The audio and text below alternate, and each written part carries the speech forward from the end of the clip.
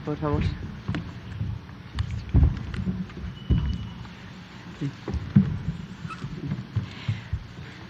Buenas tardes a todas y a todos. Gracias por venir a esta conferencia vespertina, donde vamos a presentar a la ciudadanía, a madres y padres de familia, a ustedes, representantes de los medios de comunicación, la propuesta educativa del Gobierno de México. ¿En qué consiste? ¿Cómo se construyó? ¿En qué vamos? ¿Sí? En esta ocasión contamos con la presencia de Ángel Díaz Barriga, investigador emérito del Instituto de Investigaciones sobre la Universidad y la Educación, ISUE, de la UNAM. Me falta una imagen que iban a pasar.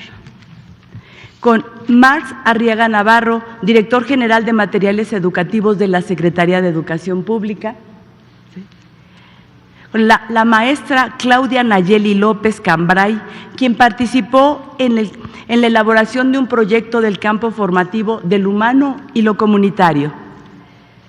Esto fue para primer grado. Y al maestro Uciel Pérez López, quien colaboró con un proyecto del campo Lenguajes para cuarto grado. En las conferencias subsecuentes estarán más académicos, especialistas, más maestros, maestras.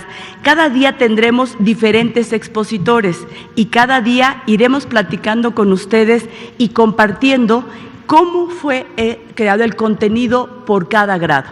Mañana empezaremos con primer grado, segundo, tercero, y así iremos grado por grado para que se conozca con precisión. El día de hoy iniciaremos con una introducción, con una panorama general para dar la idea de cómo fuimos construyendo la propuesta y a partir de qué principios. Cada uno de los que está aquí presentará, explicará, platicará sobre cómo se ha estado trabajando para llegar a estos nuevos libros de texto gratuitos. ¿Sí? Pues abriremos un espacio para preguntas por parte de ustedes. Bien.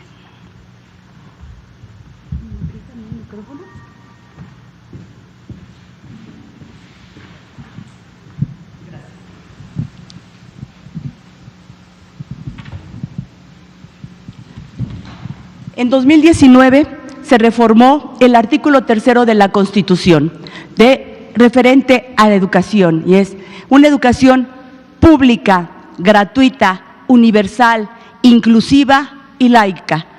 Entre lo que dice el artículo 3 tiene establecido que toda persona tiene derecho a la educación, fundamentada en el respeto absoluto de la dignidad, con enfoque de derechos humanos e igualdad sustantiva, para desarrollar todas las facultades del ser humano y fomentar el amor a la patria, las libertades, la cultura de paz, la independencia, la justicia, la honestidad y los valores.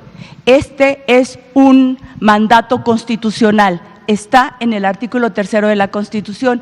Para poder cumplir con él, establecimos un modelo educativo que se llama la Nueva Escuela Mexicana, que tiene como objetivo fortalecer la escuela pública, promover los valores de solidaridad, de honestidad, de respeto, de vinculación con la comunidad, la justicia social, el aprecio a la naturaleza y la capacidad para resolver problemas reales y cotidianos.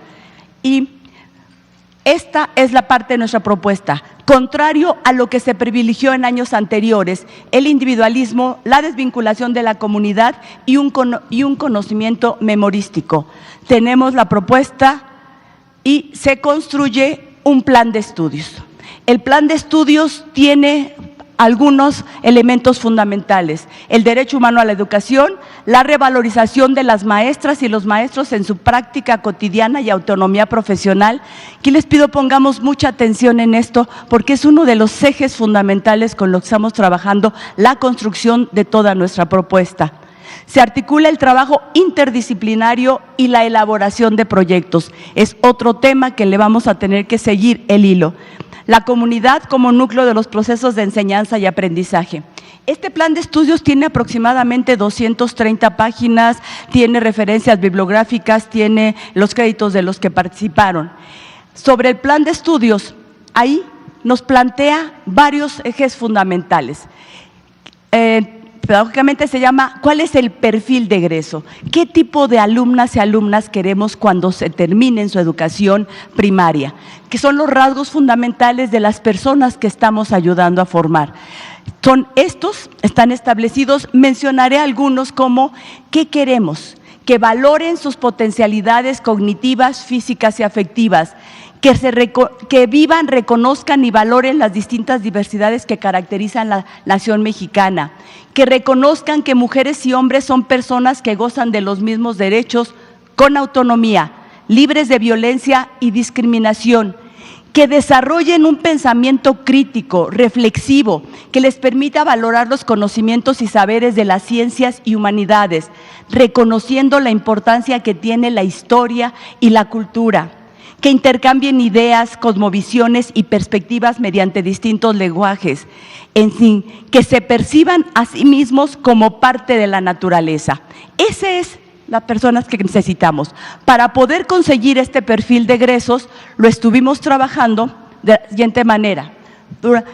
Esta figura de flor es básicamente para las maestras y los maestros. Ellos saben de qué estamos hablando porque estuvimos trabajando todo el año con esto, que habla de los campos formativos y de los ejes articuladores. Los campos formativos son estos: saberes y pensamiento científico, ética, naturaleza y sociedades, del humano y lo comunitario, lenguajes. Aquí hay una serie de íconos que representan cada uno de estos campos. Dentro de estos campos formativos van todas las asignaturas: español, matemáticas, historia, geografía, biología, química, física, están incorporadas a verlo de manera global. Sí existen las asignaturas, pero dentro de estos campos formativos. Y trabajamos con unos ejes articuladores que nos permiten darle coherencia a toda la propuesta pedagógica, y es apropiación de las culturas a través de la lectura y la escritura, inclusión, pensamiento crítico reflexivo, igualdad de género, interculturalidad crítica, artes y experiencias estéticas y vida saludable. Estos ejes nos permiten ver qué tipo de persona estamos formando. Para poder actuar con esto, se construyó o se trabajó los programas sintéticos. Los programas sintéticos. ¿Qué son los programas sintéticos? Fueron elaborados por académicos, especialistas de distintas instituciones, establecen los conocimientos que se deben abordar a nivel nacional. Aquí se establecen los conocimientos que se deben abordar a nivel nacional. Estos programas sintéticos los organizamos en 6 fases y estuvieron trabajados por los maestros durante todo este ciclo escolar. Ahorita les explico cómo trabajamos en los consejos técnicos, pero es andar. ¿Qué pasa? ¿Por qué los organizamos por fases? Porque consideramos que la educación tiene que concebirse desde la etapa inicial hasta la superior. Nosotros vimos la fase 1 del programa, del plan de estudios, abarca educación inicial. La fase 2, educación preescolar, primero, segundo y tercero. En primaria tenemos 3 fases. La fase 3, que es primero y segundo. Fase 4, tercero y cuarto. La fase 5, quinto y sexto. Y secundaria es la fase 6, primero, segundo, tercero de secundaria. ¿Qué queremos cuando terminen la secundaria? Que ingresen a la preparatoria, al bachillerato, a la vocacional, que los alumnos que salgan de aquí tengan todos los elementos suficientes para poder ingresar al nivel medio superior. Y este gobierno impulsa la permanencia de los alumnos en el nivel medio superior. Era uno de los grandes problemas que tenemos y por eso las becas Benito Juárez, más de 12 millones de estudiantes reciben el apoyo para permanecer en el nivel medio superior. Y queremos que lleguen al nivel superior, que entren a la universidad, al politécnico, a las tecnológicas, que sigan su desarrollo humano educativo en todas las fases, incluyendo medio superior y superior. Tenemos entonces el mandato constitucional, el plan de estudios, los programas sintéticos y llegamos a los programas analíticos. ¿Qué son los programas analíticos? Son es una estrategia para contextualizar el aprendizaje, que como colectivo escolar las maestras y los maestros realizan a partir de los programas sintéticos de acuerdo con las condiciones de su situación comunitaria y escolar y en particular de su grupo escolar. Estos programas sintéticos son la respuesta a maestras y maestros que durante muchos años estuvieron exigiendo que se tomara en cuenta su práctica, que ellos son los que están ante los alumnos, que ellos trabajan todos los días. Hay que escucharlos, hay que ver cómo trabajaban y qué es lo que necesitan.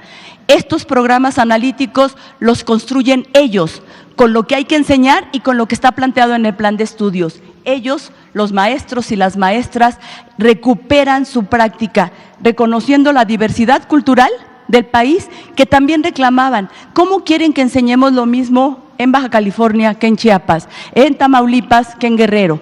Entonces, ahora tienen la posibilidad, reconsiderando, tomando en cuenta su autonomía profesional, para que ellos puedan determinar esos contenidos, cómo los aplico a mi región. Y no solo a mi región, sino a los alumnos y las características de los grupos que yo recibo para trabajar este ciclo escolar. Todos los grupos son diferentes, por lo tanto, el maestro, con su formación profesional, aquí queremos poner mucho énfasis en eso, los maestros tienen una formación profesional que les permite tener el conocimiento de cómo voy a enseñar lo que me está planteando el programa sintético y el plan de estudios. Estos los estuvimos trabajando durante todo este año escolar, en los consejos técnicos escolares. Todos ustedes saben, o muchos de ustedes saben, los viernes últimos de cada mes se reúnen los maestros. ¿Y para qué se reúnen? En la escuela se reúnen 20, 30, a veces se juntan 2 o 3 escuelas para discutir qué tipo de educación estamos dando a nuestros alumnos, cómo mejoramos, cómo resolvemos los asuntos que hay en la vida escolar. Esto lo hacemos miles y miles de maestros, 1.200.000 maestros reunidos cada mes discutiendo el tema de educación.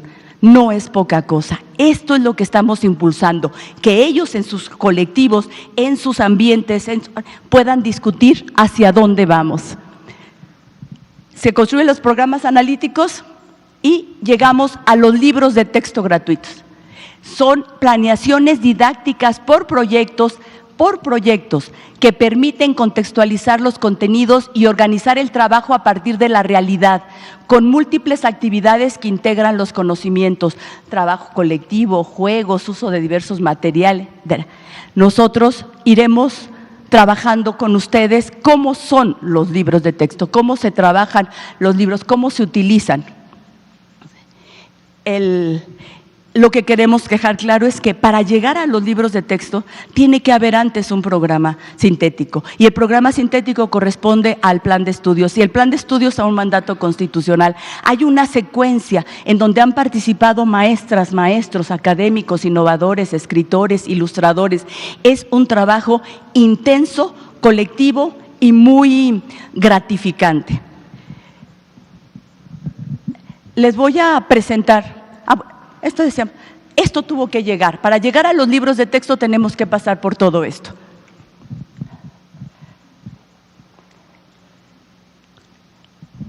Muchas gracias. Un poco más para acá. O donde ustedes… No, ustedes díganme. Sí. Para todos ustedes, para las madres, padres de familia, les vamos a informar.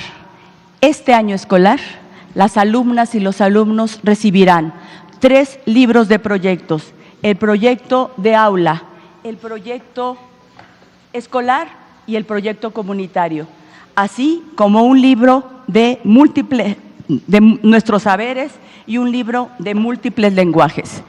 Para los alumnos de primer grado tendrán un libro de nuestros saberes de palabras y trazos, para los que están iniciando en la adquisición de la alfabetización. Y para todos los alumnos de 4º, 5º y 6º recibirán una cartografía de México y el mundo, en donde podrán encontrar mapas de la República Mexicana, informaciones en relación con el mundo. Esto lo recibirán también 4º, 5º y 6º. así como un libro de México, Grandeza y Diversidad, donde se narra la historia del pueblo mexicano. Estos son los libros que recibirán los alumnos y las alumnas. Las maestras y los maestros recibirán un libro sin recetas.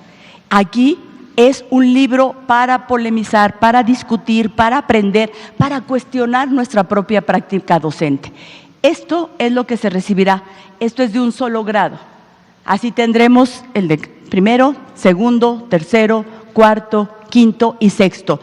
Estos son los que vamos a estar revisando en las conferencias a partir de mañana, donde se privilegia el trabajo colectivo, donde se privilegia la discusión, donde se privilegia la propuesta pedagógica apegada a la realidad. Los maestros y las maestras saben que tienen el reconocimiento de la Secretaría de Educación Pública y de este gobierno por el trabajo que realizan todos los días en las aulas, en el patio de recreo. Todo ese trabajo que ellos realizan, reconocemos su carácter profesional y su autonomía.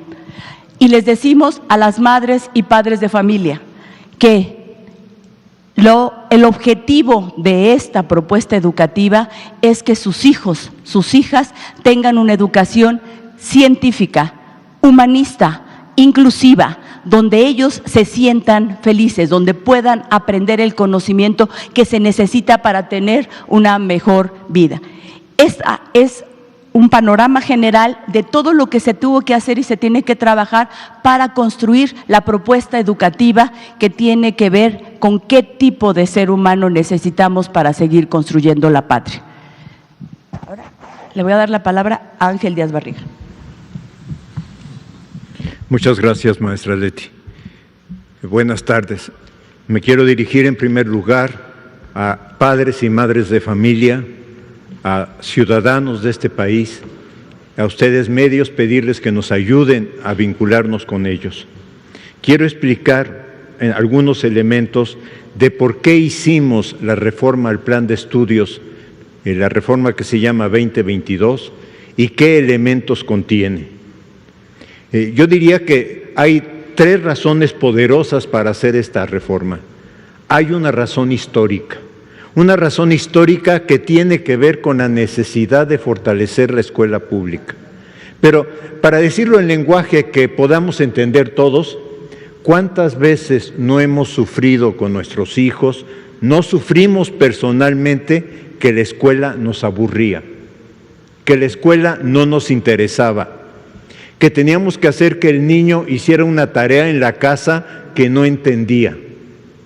Entonces, estas razones históricas que se expresaron de alguna forma en que nuestra escuela sigue siendo la escuela de nuestros bisabuelos, de nuestros abuelos, de nuestros padres, nuestra escuela. O sea, de repente nos damos cuenta de que frente a esta realidad actual tenemos que cambiarla. Tenemos de alguna forma también que reconocer que la pandemia hizo evidente que nuestra escuela estaba en crisis. La pandemia hizo evidente que nuestros planes de estudio, que nuestros libros de texto eran imposible llevarlos a la práctica en la vida cotidiana de los niños. Entonces, ¿qué es lo que estamos buscando? Acercar la vida cotidiana del niño a la formación que se le puede brindar en la escuela. Por razones de compensación. ¿Qué quiero decir con compensación? Que estamos tratando, que tenemos que reconocer la necesidad de tratar no igual a los desiguales. Tenemos un país con una gran diversidad socioeconómica, cultural y social. Entonces, tenemos que buscar, y aquí está el plan de estudios como una especie de punto de equilibrio entre cuál es el contenido nacional, pero al mismo tiempo cuál es la necesidad de hacer una adecuación de ese contenido e incluso de enriquecerlo a partir de la realidad del estudiante.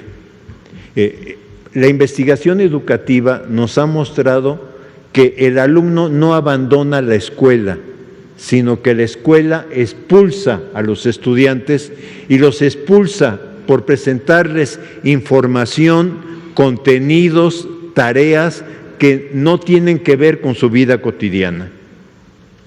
Y un tercer elemento que no me puedo saltar, por razones pedagógico-didácticas. En este país, prácticamente en los últimos 30 años, la didáctica ha sido expulsada de los salones de clase. Y ustedes dirán, ¿y qué importa la didáctica? Pues resulta que es la disciplina que ayuda al profesor a pensar cómo construir las estrategias de aprendizaje que va a llevar con sus estudiantes. La didáctica nunca nos puede decir, esta es la mejor estrategia, nunca. Sino que la didáctica lo que puede hacer es ayudarle al profesor o profesora en el contexto donde está trabajando con sus alumnos o alumnas, el pensar, y con ellos, ¿cómo puedo trabajar mejor? Entonces, este plan de estudios tiene una gran fundamentación pedagógico y didáctica necesaria en nuestro país. Parte de 4 principios fundamentales: la integración curricular. La integración curricular que está en los campos formativos y en los ejes articuladores, pero que, adelantándome un poco, perdón, pero a mí me gustaría mostrar un ejemplo, por ejemplo, que trae el libro de 4º de primaria sobre la digestión. Y sobre la digestión trae la anatomía, la fisiología del estómago, pero la digestión también le permite, de alguna forma, analizar cuáles son los tiempos de ingesta de cada alimento. Es decir, cuánto tiempo tarda una leche o tarda un pan o una fruta en ser asumido por nuestro cuerpo. Y le pide a los niños que empiecen a hacer cálculos, porque ahí viene la otra pregunta. Entonces, ¿cómo se integra ciencias? ¿Cómo se integra escritura? ¿Cómo se integra dibujo? ¿Cómo se integra aritmética o matemáticas en un tema de ingesta? Además, trae un tema que me parece muy interesante, perdón que haya abusado del concepto integración, pero trae un tema que es muy interesante, que es pedirle al niño que vaya viendo cuáles son las calorías o cuáles son los almidones y que haga pequeños experimentos con leche o con otro producto para ir determinando estos elementos. O sea, esto es lo que queremos decir con lo que tiene que ver con la vida del niño. Esto es importante, pero al mismo tiempo con la articulación de los conocimientos que provienen de las disciplinas o con la integración. El otro elemento es la autonomía profesional del docente. El plan de estudios está reconociendo al docente que tiene una formación, que tiene un conocimiento curricular, que tiene experiencias, que tiene capacidad de pensar y de tomar decisiones para cada uno de sus estudiantes. Esto es lo que los padres de familia le pedimos al docente. Oiga, ¿y qué se puede hacer con mi hijo frente a que no sabe tal cosa o no le interesa tal tema? Pues precisamente esto es lo que este plan de estudios está reconociendo: autonomía profesional o profesionalidad del docente. Y en tercer lugar, ¿dónde vive el niño? El niño no vive en el aire, el niño vive en un lugar particular que le estamos llamando comunidad territorio. Y esta comunidad territorio la tiene tanto el niño que indígena, tanto el niño que está en una comunidad alejada, como el niño que vive en una zona urbana, en la colonia del Valle, etcétera. O sea, lo que queremos que el niño reconozca es que vive en un entorno y que en ese entorno tiene que realizar una convivencia con los demás y tiene que saber aprender de los demás y tiene también que aprender a respetar la cultura y las diversidades que cada uno de nosotros conlleva en nuestro desarrollo. respetar el derecho de niños, niñas y adolescentes a la educación y al aprendizaje de acuerdo a sus condiciones. Desde enero a junio, como lo ha relatado la maestra Leticia, desde enero a junio los maestros han trabajado en colectivo en sus consejos técnicos escolares, han trabajado los programas sintéticos. Los programas sintéticos han sido objeto de codiseño curricular y son la base de la conformación del programa analítico. Quisiera aclarar una cosa. ¿Qué queremos entender por codiseño y por programa analítico? Queremos entender esto que los maestros habitualmente hacemos, que es adecuar lo que dice el plan de estudios a la realidad que tenemos en el trabajo cotidiano del aula.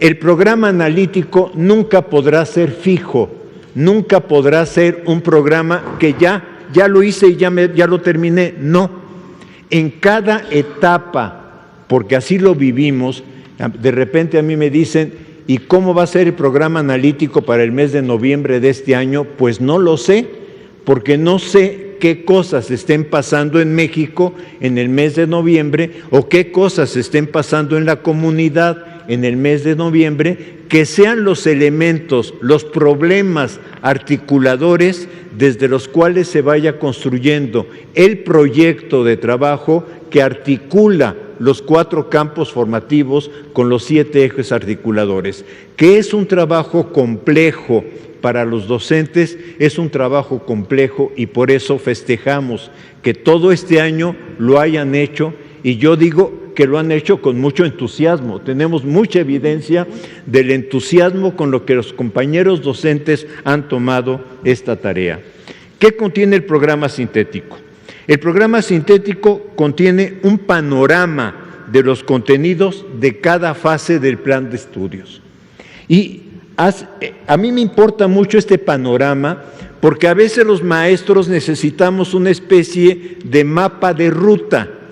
Entonces tiene los 4 campos formativos y tiene los contenidos disciplinares de cada campo formativo. Me parece que a veces le pedimos al libro de texto lo que le tendríamos que pedir al programa analítico, que es el que contiene la definición de los conocimientos disciplinares que cada campo formativo debe de trabajar, pero no están ordenados en secuencia, sino que precisamente se le pide al profesor que de acuerdo al proyecto y de acuerdo a la condición de cada grupo vaya haciendo la articulación de estos saberes, de estos conocimientos. Describe los 4 campos formativos y establece una vinculación entre contenidos y los problemas que se pueden trabajar.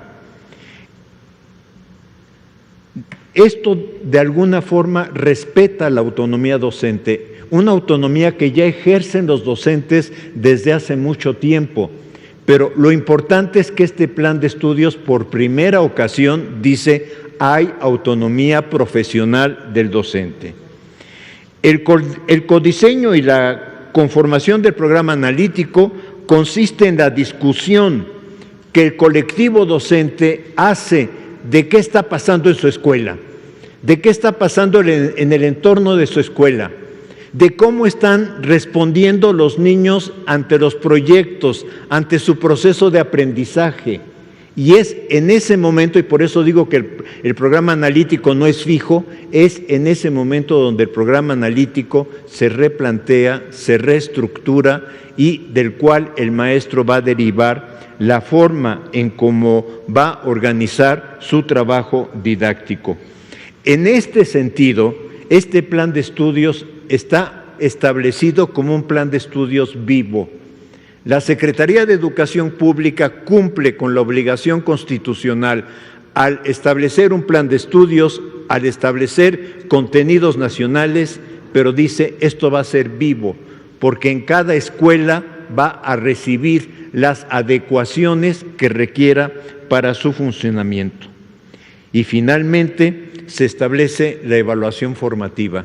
En este país no se había trabajado con rigor la evaluación formativa. La evaluación como un proyecto de trabajo en la escuela, la evaluación formativa como algo que acompaña paso a paso el aprendizaje de los niños y niñas, la evaluación formativa como algo que el docente, al ir percibiendo cómo va avanzando su grupo, va devolviéndole al grupo situaciones, problemas o reflexiones que le permitan mejorar su trabajo. En este sentido, lo que estamos pensando, lo que estamos construyendo es un plan de estudios, un proyecto educativo.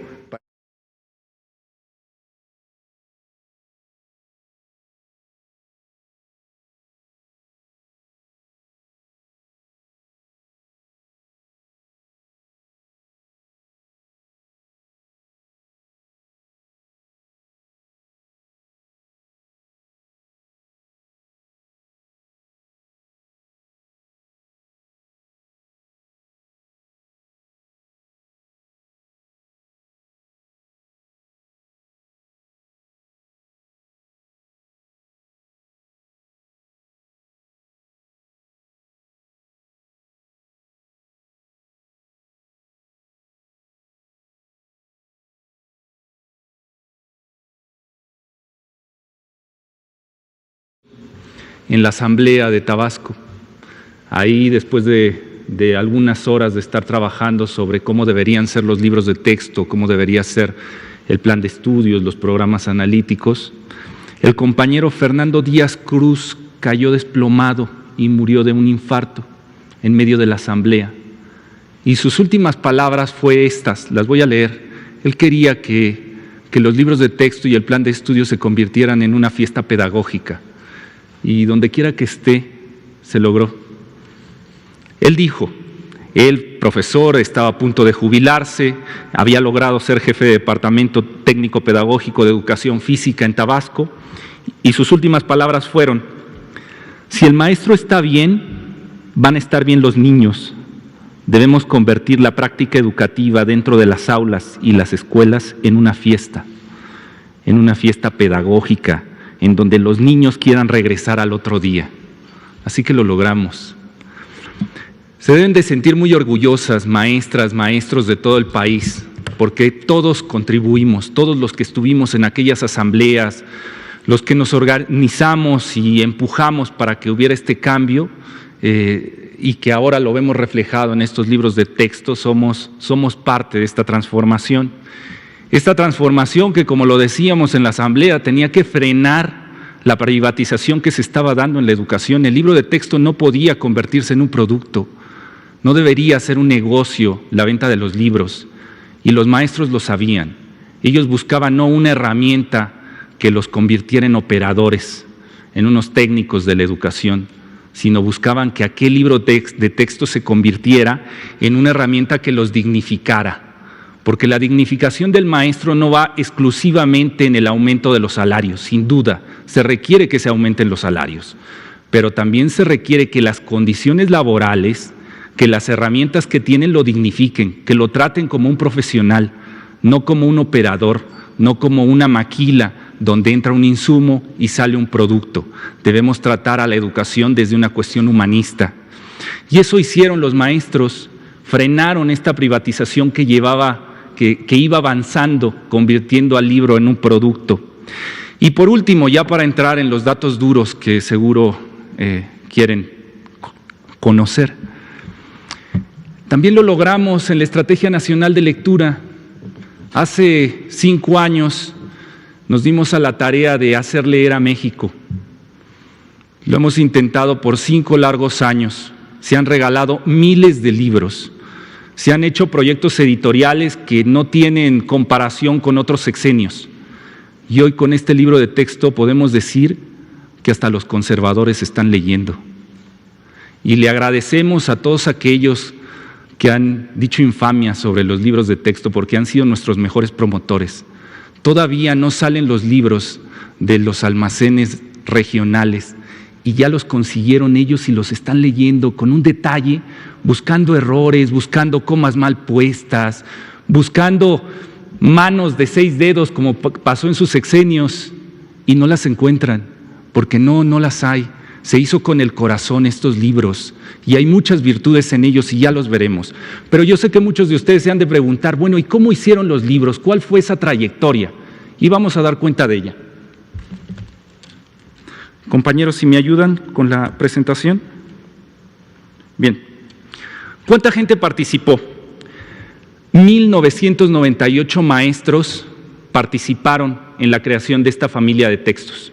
Se hizo una convocatoria abierta donde podían participar maestros frente a grupo, maestros jubilados, cronistas, bibliotecarios, especialistas, todo aquel que tuviera el corazón noble, el que quisiera ver esos libros de texto como una herramienta que dignificara el trabajo del magisterio se apuntó.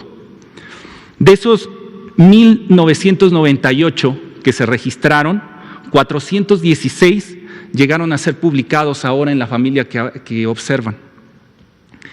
De esos 416 se hicieron 925 revisiones de los trabajos que entregaron los 1998 maestros innovadores. Y lo que vemos en la familia de primaria son 33 libros terminados, concluidos. Ahora vamos a la siguiente diapositiva. ¿Cuáles son las acciones de esta transformación? Porque no podemos tener transformación sin acción, es base de la pedagogía crítica. Estamos moviéndonos de un paradigma positivista, hermenéutico, que se centra en el dominio de contenidos, hacia un paradigma que se centra en la transformación de los problemas sociales. Pero para lograr una transformación se requieren acciones. En el caso del proyecto del libro, ¿cuáles fueron las acciones que detonaron el que hoy tengamos aquí frente a nosotros los libros de texto? Son las siguientes. Primero, 32 asambleas nacionales donde se hizo el diagnóstico del plan de estudios y de cómo debería ser la familia de libros de texto, tomando en cuenta el desarrollo histórico de los libros, la privatización de los mismos, el trabajo editorial que se ha llevado, las transnacionales, la tropicalización de aquellos materiales. Se consultaron después a las familias en todo el país para saber qué pensaban de la nueva escuela mexicana, es decir, hubo una consulta para los tutores. Después, ¿qué más se hicieron? Convocatorias abiertas para todos los maestros que quisieran participar. Después integramos grupos donde reflexionamos, hicimos grupos de formación donde se desarrollaron espacios de creación horizontal del conocimiento, es decir, donde fuimos discutiendo cuestiones técnicas, cuestiones pedagógicas, cuestiones didácticas. Se hicieron diálogos con especialistas y después, cuando ya teníamos diseñado el modelo, volvimos a salir.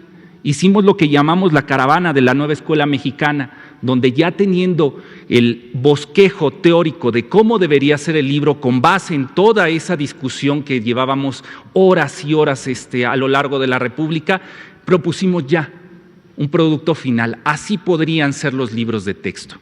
Salimos a algunos estados, a 12 de ellos, para discutirlo, en el norte del país principalmente. Después ya hicimos más mesas con especialistas para ir perfeccionando y terminamos con tutorías de acompañamiento con el equipo de la Dirección General de Materiales, a la que le mando un fuerte abrazo, a todos los compañeros editores, a todos los compañeros tutores que acompañaron y que hoy son blanco de burlas en los medios de comunicación. A todos ellos les mando un fuerte abrazo, ánimo, siéntanse orgullosos por el trabajo que acaban de realizar.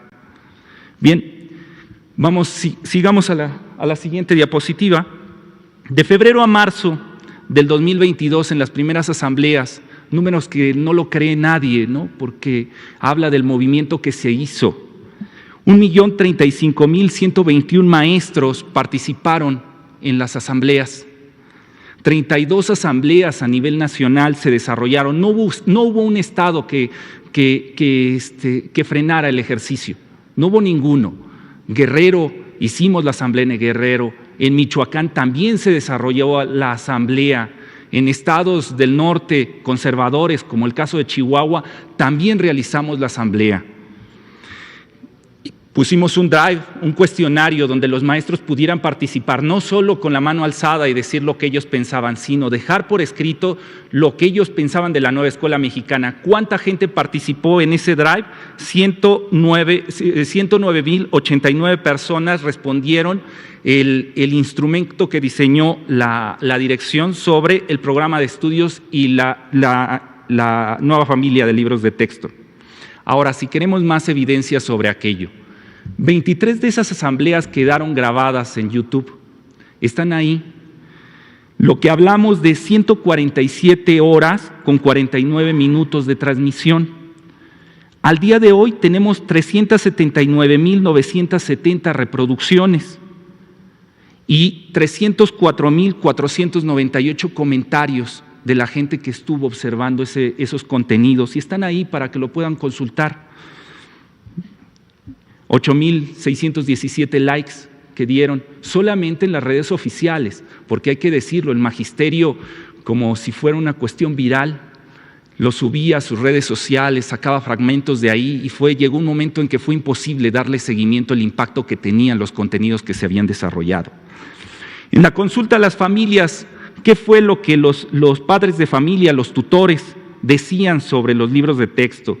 Primero, reconocían, veníamos de la cuestión de la pandemia, los tutores se habían dado cuenta, abrieron los ojos de la importancia que tenían los maestros, del papel fundamental que jugaban en la escuela y que ahora en la pandemia ellos tuvieron que hacer las actividades que antes hacían los docentes, y por eso el primer punto que ellos dijeron, los tutores, fue el reconocimiento del docente en la formación de sus hijos. Segundo punto, reconocer que era necesario mejorar las formas de enseñanza, que no podíamos seguir con una formación centrada en el dominio de contenidos, que debía ser una formación activa, donde los conocimientos se pusieran al servicio de la resolución de problemas. Diversidad de contenidos, que no solo fueran contenidos textuales, sino que hubieran elementos interactivos que acompañaran a los libros de texto. Infraestructura y materiales que no cuenten en el hogar ni en la escuela, que son importantes para el apoyo del aprendizaje, es decir, que los materiales también dieran la oportunidad a que los padres de familia, los tutores, acompañaran en la formación de sus hijos. Muy interesante lo que dijeron las familias. Después de eso, después de tener esos datos, salieron las convocatorias, se registraron los maestros, se hizo la consulta a los innovadores. Ahí tenemos evidencias de cómo fueron dándose las convocatorias en las redes sociales. Se integraron a los grupos de trabajo donde fuimos entre todos en un plano horizontal, sin que hubiera una segmentación, una segregación, donde unos aprendían de otros, ¿no? Y donde estaba el sabio que le enseñaba a los maestros que no sabían cómo debía ser el material educativo, no. En una cuestión de horizontalidad, donde los saberes que tenía el maestro de Chihuahua debían recuperarse, los saberes del maestro de Veracruz debían recuperarse y entre todos construir. Esos espacios horizontales se generaron en una cuestión virtual. ¿Hay evidencia de ello? Claro que hay evidencias. Se integraron las mesas, en ella agradezco a las instituciones que participaron en las primeras mesas de formación, como es la Secretaría de Educación Pública, Indautor, Segov, la Secretaría de Cultura, la Universidad Pedagógica Nacional, la Benemérita Universidad Autónoma de Puebla, la Universidad del Estado de México, la UNAM, el CONACYT, los equipos de la misma dirección, el área editorial, la dirección general. ¿Cuántas sesiones hubieron? 65 sesiones virtuales tuvimos con los 1,998 maestros que se registraron, 98 horas con 24 minutos de transmisión. Más de 373,005 visualizaciones tienen esos videos. Después de eso, se fueron dividiendo los equipos en grupos más pequeños, ya para pensar en la formación puntual del libro, es decir, los proyectos que aparecen en los documentos que ven a mi derecha. ¿Cuántas horas fueron de seguimiento con los tutores? Hoy los tutores que se critican los medios de comunicación porque no tienen la licenciatura terminada. Aquellos tutores que iban por bibliografía para acercarla a los maestros, aquellos tutores que les pedían a las autoridades estatales que les dieran unas horas a los maestros fuera del aula para poder terminar los proyectos que serían evaluados. aquellos tutores que buscaban la manera de que el maestro tuviera minutos de internet para poder descargar los contenidos de la capacitación, de la formación que estábamos dando. Bueno, pues entre esos tutores y las mesas conformadas con los especialistas que acabo de mencionar, fueron más de 279,278 horas, 52 minutos de formación, de seguimiento que se le dieron a los 1,998 maestros. Como había dicho, 65 sesiones virtuales se quedaron grabadas, pero de esas se le dio más seguimiento puntual, llamadas, WhatsApps, Facebook Lives ya diseñados exclusivamente para los grupos menores, Zooms, etc. Ahora hablemos de la revisión. Después de eso terminaron los maestros que se apuntaron, las maestras terminaron los proyectos y los entregaron a la dirección, pero seguía un gran reto. ¿Cómo sabríamos si esos materiales eran pertinentes? Sabíamos que lo eran porque los que los diseñaron eran especialistas frente a grupo, maestros con mucha trayectoria, con años y años de estar frente a grupo, pero queríamos más, porque sabíamos lo que se vendría. Sabíamos que vendría estos intelectuales orgánicos a descalificar el material educativo. Y entonces convocamos gente para que los leyera, para que los analizara, diera recomendaciones. ¿Cuántas evaluaciones se dieron? 925. 55 dependencias participaron. De la fase 3, que estamos hablando de primero y segundo de primaria, fueron 418 revisiones. En el caso de tercero a sexto de primaria, que nos ocupa en estos días, en estas semanas, la familia de primaria, fueron 507 revisiones de los especialistas. Como ven, la que sigue, como ven en la gráfica, participó todo el país. No hubo un solo estado que quedara marginado, ni siquiera Guanajuato, ni siquiera Chihuahua. También participaron. Veamos los números. En el caso de la de GESUM, de los normalistas, que les mando un fuerte abrazo a todos los normalistas del país, porque estuvieron ahí con nosotros, evaluando desde la didáctica, desde la pedagogía, los proyectos que se entregaron. ¿Cuántos normalistas de todo el país participaron? 379. ¿Cuántas autoridades educativas, ya sea estatales o federales? 285. De CONAPACE, 28. De la Universidad Pedagógica Nacional, que también le agradecemos mucho a la pedagógica, 12 personas se integraron. Del CONACYT, un abrazo al CONACYT, 90 investigadores nacionales estuvieron acompañándonos.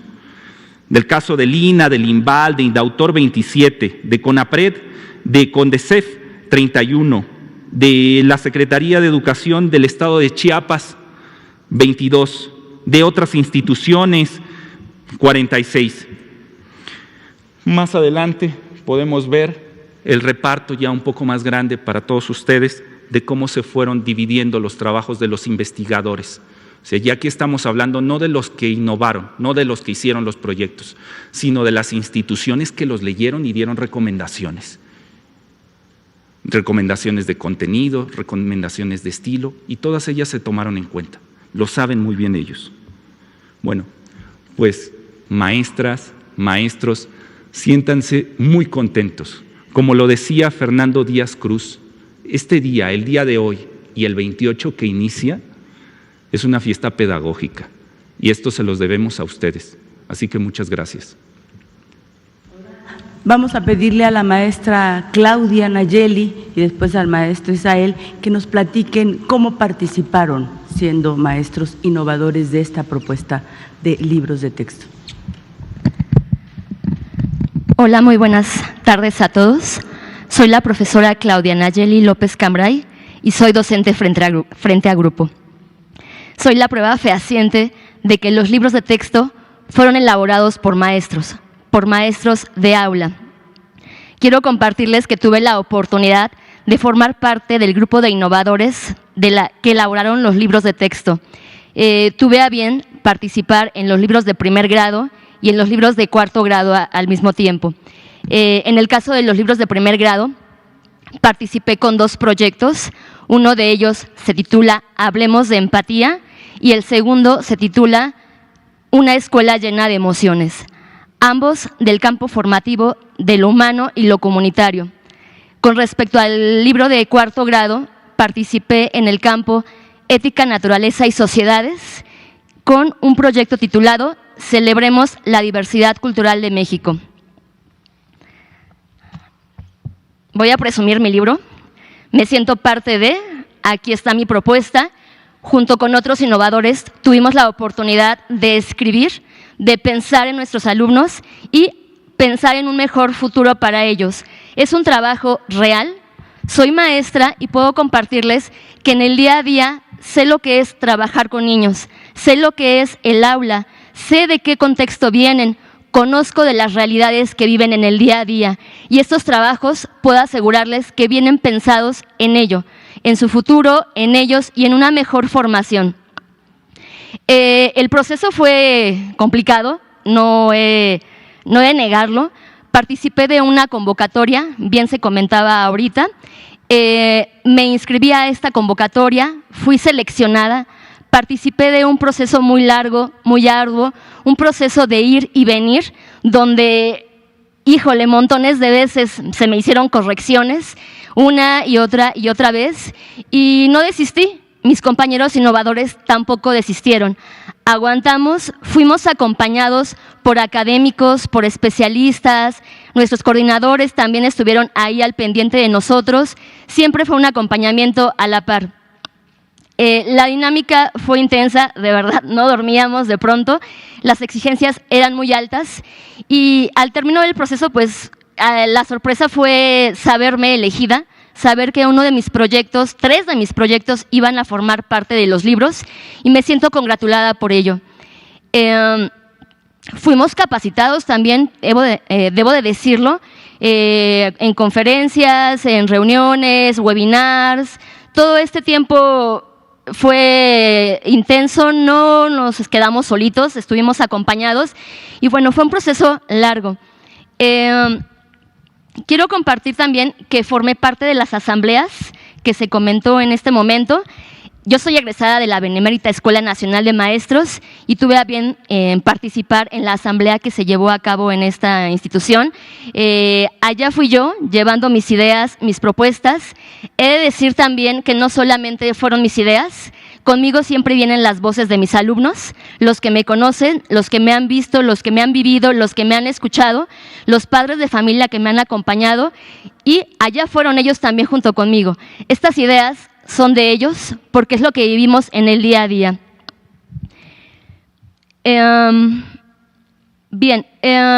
Quiero comentar también que en esta dinámica de los libros de texto se plantea una dinámica diferente. Se trabaja por proyectos.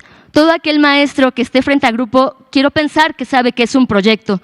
Los proyectos siempre parten de problemáticas de nuestro contexto, situaciones reales. En esta ocasión ya no hay una materia de español, una materia de matemáticas, una materia de ciencias. No, en esta ocasión hay un libro que engloba todas las materias. Todo converge para buscar solución a una problemática, ya bien lo decían anteriormente, que sea y que parta del contexto del alumno. Rescato mi problemática y a partir de todas las asignaturas voy jalando contenidos y voy intentando resolver ese problema. No es que no haya matemáticas, no es que no haya español, no, todo viene unido para resolver un problema final. Esa es la intención de estos nuevos libros de texto. También tengamos en cuenta que los libros son solamente una propuesta, un acompañamiento, es un recurso.